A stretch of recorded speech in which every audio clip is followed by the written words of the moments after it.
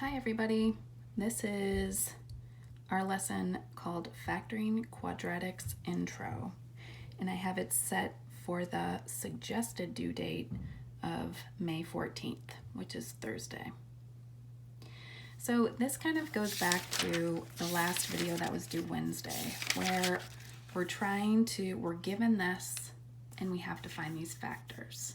So this was kind of getting you ready, or the baby steps.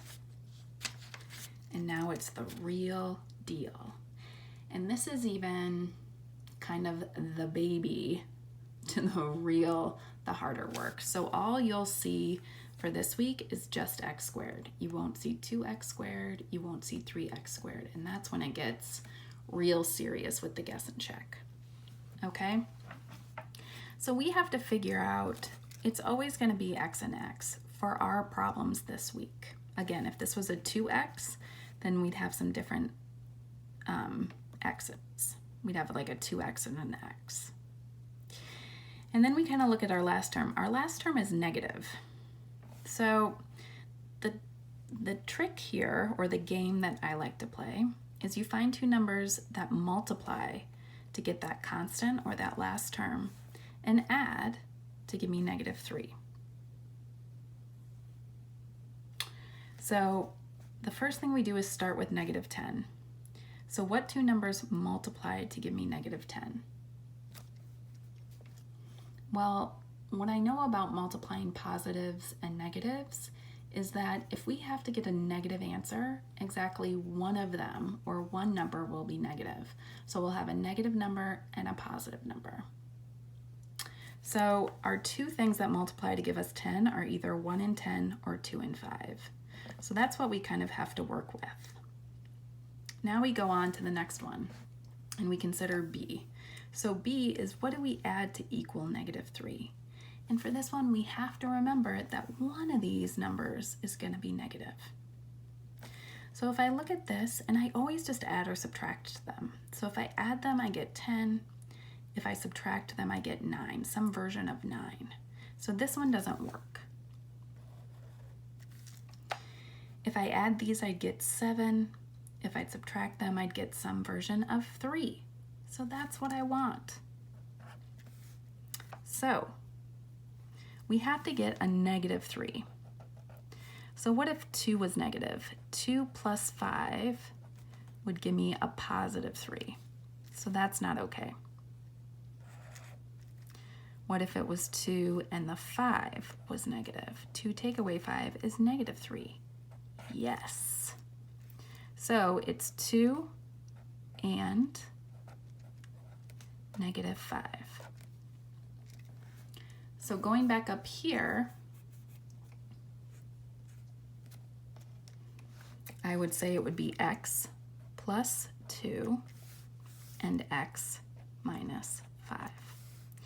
And so again, your quick check, and this is kind of what I did yesterday with checking over here, over this check, is we were comfortable with, or the first thing we did was multiply these out. So if we multiply this through using the FOIL method or the generic rectangle method, are we going to get this answer?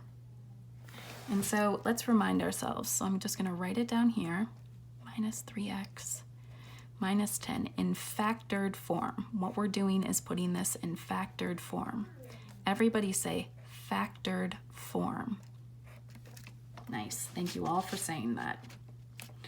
Okay, so a quick check. Do the last terms, and they should be the constant. So the two last terms multiplied better be this.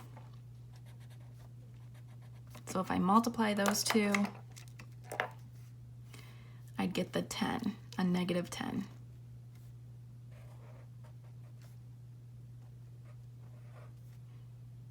And then the inside and the outside, I should get that middle term. So I'm looking at the inner outer. So x, so the outside would be the two outside ones, and they would give me 5x.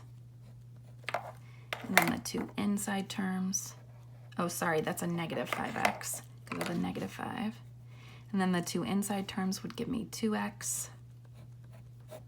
And if I add those together, I get a -3x. So I know that I'm right. The last two terms gave me a negative 10. The inner outer terms gave me a negative 3x. And again, we could, these two will give us the x squared that we want, the first terms. Okay, so the rest of this is just going through examples. So this is for the exercise Factoring Quadratics Intro. And again, the suggested due date is Thursday, 5/14, if you want to match this with your Khan Academy. So here's the quadratic. And so again, two numbers that multiply to give me 24. So let's list out those numbers. So 1 and 24.